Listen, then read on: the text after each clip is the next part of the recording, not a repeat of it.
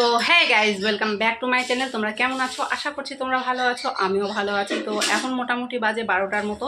তো রান্নাবাড়ি হয়ে গেছে, দেখো এখানে সব পড়ে আছে। এই যে এখানে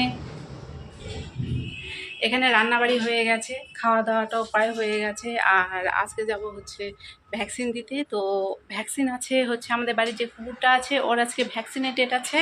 তো ভ্যাকসিন দিতে যাব, সেই জন্য রান্নাবাড়িটা করে নিয়েছি। খাওয়া দাওয়া মোটামুটি হয়ে গেছে, কিন্তু কাজকর্ম করিনি। ভ্যাকসিন দিয়ে আসবো, এসে তারপরে কাজকর্ম করব। আর ও দেখো ঘুমাচ্ছে, এই যে এটা ঘুমানোর জায়গা। ওকে যখনই মোটামুটি যখন দুষ্টুমি করে বা অন্যান্য একটু কাজে ব্যস্ত থাকি, তখন হয়তো কখনো কখনো বেঁধে রাখা হয়, আর কখনো ছেড়ে দিই। তো যখন ছাড়া থাকে, ও এসে সোজা বিছানায় উঠবে, বিছানায় উঠে বিছানায় ঘুমাবে না, এই যে নিচে শুয়ে ঘুমাবে। এই যে দেখো হাত পা ছেড়ে দিয়ে ঘুমাচ্ছে। তো এখন আগে রেডি হয়ে নেবো, রেডি হয়ে নিয়ে তারপরে চলে যাব ভ্যাকসিনটা দিতে। ভ্যাকসিন দিয়ে আসবো, এসে তারপরে বাড়ির সমস্ত কাজকর্ম করে নেবো। তো তোমরা অবশ্যই সাথে থেকো, ভিডিওটা দেখতে থাকো। তো আমরা বেরিয়ে পড়লাম ভ্যাকসিন দিতে।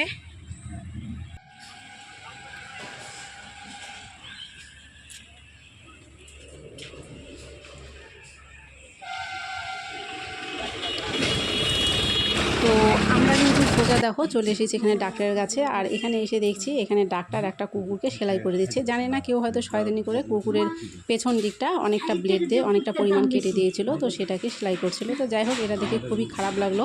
এরা অবলা পশু, এদের সাথে এটা করা ঠিক না। আর এই যে দেখো আমাদেরটাকে এখানে নিয়ে বসে আছে, যেহেতু প্রচণ্ড গরম আর রোদ করছে। আর ও না বাড়িতে শান্তশিষ্ট থাকে, বাইরে বেরোলে এত অত্যাচার করে বলার মতো না। মানে এখানে ছাগল গরু আর একটা কুকুর ছিল, ওদেরকে দেখে এত বিরক্ত করছে, মানে ওকে নিয়ে ওই জন্য এক সাইডে থাকতে হয়েছিল। মানে প্রচণ্ড পরিমাণে সেদিন বিরক্ত করেছে। আর যেহেতু বাড়িতে একা একা থাকে, বাড়িতে কেউ থাকে না, সেই জন্য বিরক্তটাও বাড়িতে অতটা করে না। বাড়িতে চুপচাপ শান্তশিষ্ট থাকে, ঘুমিয়ে থাকে। আর ওখানে গিয়ে প্রচণ্ড পরিমাণে অত্যাচার করলো। তো আমাদের ভ্যাকসিন দেওয়া হয়ে গেছে, আমরা এখানে বসে আছি টোটোর জন্য। টোটো আসলেই আমরা দেখো চলে আসলাম। আর আসার সময় কিন্তু মানে প্রচণ্ড পরিমাণে বৃষ্টি হলো। মানে আমরা ওখানে যখন গেলাম তখন প্রচণ্ড রোদ ছিল, প্রচণ্ড পরিমাণে গরম ছিল। আর যখন আমাদের ভ্যাকসিনটা হয়ে গেল, আমরা টোটোর জন্য প্রায় 10 মিনিট মতো অপেক্ষা করছিলাম। টোটোটা এক জায়গায় ভাড়া নিয়ে গেছিলো, সেখান থেকে আসলো। তারপরে আমরা আসলাম, কিন্তু আসার সময় প্রচণ্ড মানে নিমেষের মধ্যে আর কি মেঘ করে আসলো, অন্ধকার করে একদম ঝমঝমিয়ে বৃষ্টি চলে আসলো। তো যাই হোক, বৃষ্টিটা আসার মধ্যেই কিন্তু আমরা বাড়িতে চলে এসি। যাই হোক, একটু ভিজে টিজে গেছিলাম। আর তারপরে আমি হাত পা ধুয়ে এখানে ঘরে ঢুকে গেছি। তো সকালে আমি স্নান ধ্যান করেছি, রান্নাবাড়িও করেছি। এবার রান্নার পরে তো দেখলেই বাসনপত্র পড়েছিল, ঘর তো নোংরা হয়ে পড়েছিল। তো প্রথমে ভাবলাম যে ঘর বাড়িগুলো আগে পরিষ্কার করে নিই, তারপরে আবার নিজে একবার স্নান করে নিই। তো সেইভাবে হাত পা ধুয়ে ঘরে ঢুকে প্রথমে বিছানাটাকে ঠিক করলাম, তারপরে ঘরটাকে ঝাড় দিলাম।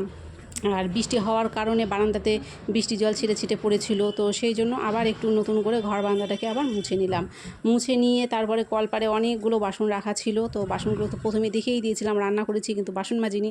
সেই বাসনগুলোকে সব মাজলাম, মেজে টেজে তারপরে আমি একদম চান করে ফ্রেশ হয়ে গেলাম। ফ্রেশ হয়ে তারপরে উঠে গেলাম। তো মানে এই হচ্ছে আর কি আমার জার্নি। সব রকম কাজকর্ম সেরে ফেললাম। এই যে এখানে বাসন আছে, দেখতে পাচ্ছ, বাসনে মেজে ফেলেছি। সকালে স্নান করেছিলাম, আবার একবার স্নান করে নিলাম, কেননা বৃষ্টি হচ্ছিল, কাজ করতে করতে ভিজে গেছি। তো আরও একবার স্নান করে নিলাম। তো যাই হোক, এখন একটু রেস্ট নেব, সারাদিন অনেক ধকল গেল আজকে। তো ভিডিওটা আজকের মতো এখানেই শেষ করছি। দেখা হচ্ছে তোমাদের সাথে পরের ভিডিওতে।